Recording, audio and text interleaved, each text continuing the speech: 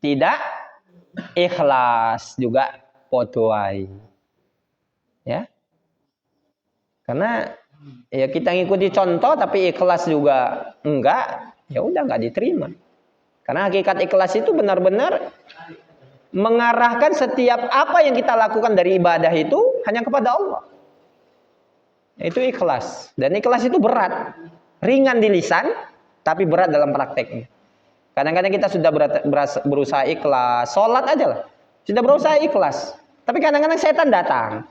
Maka datang, masuk, nyusupi apa? Ria. Ria itu biasanya sebelum. Ya. Kemudian kadang-kadang kita sudah ikhlas, beramal ketika beramal, habis beramal, dirusaknya. Apa itu? Dengan ujub. Ujub bangga. Sedekah. Ketika sedekah dia ikhlas. Ikhlas sekali. Makanya dalam menjaga keikhlasan itu bukan hanya sekedar ketika dia beribadah aja, enggak. Tapi itu harus dijaga sampai benar-benar ya hanya Allah Subhanahu wa taala yang berhak untuk menerima ibadah.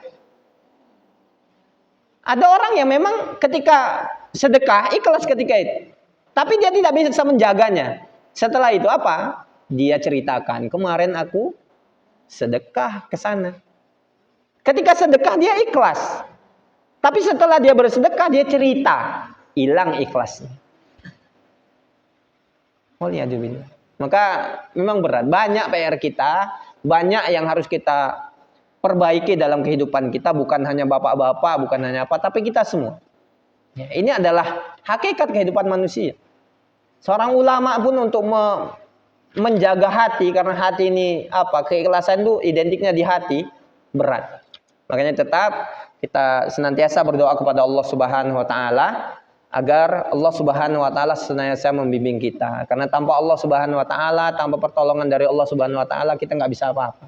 Maka jangan sombong, jangan merasa kuat, jangan merasa hebat sehingga kita meninggalkan untuk mengangkat tangan. Kenapa sih? Ya, apa beratnya tangan kita?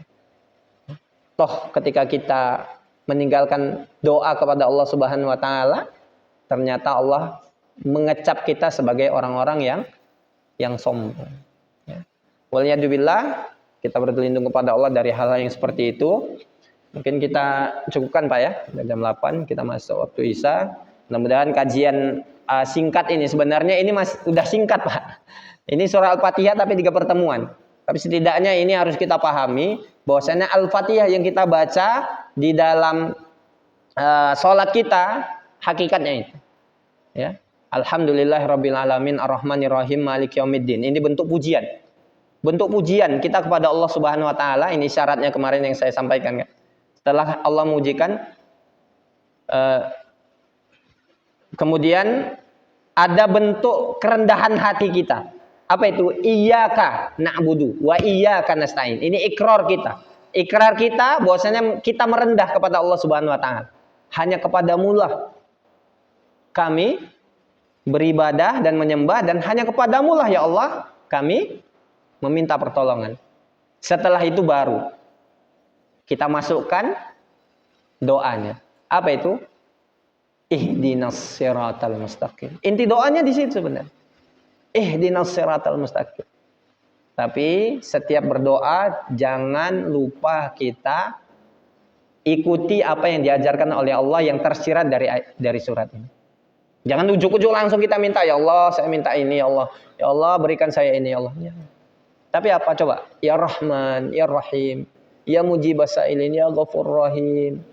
Kita puji dulu Allah Subhanahu wa taala, dan ini yang diajarkan oleh para ulama.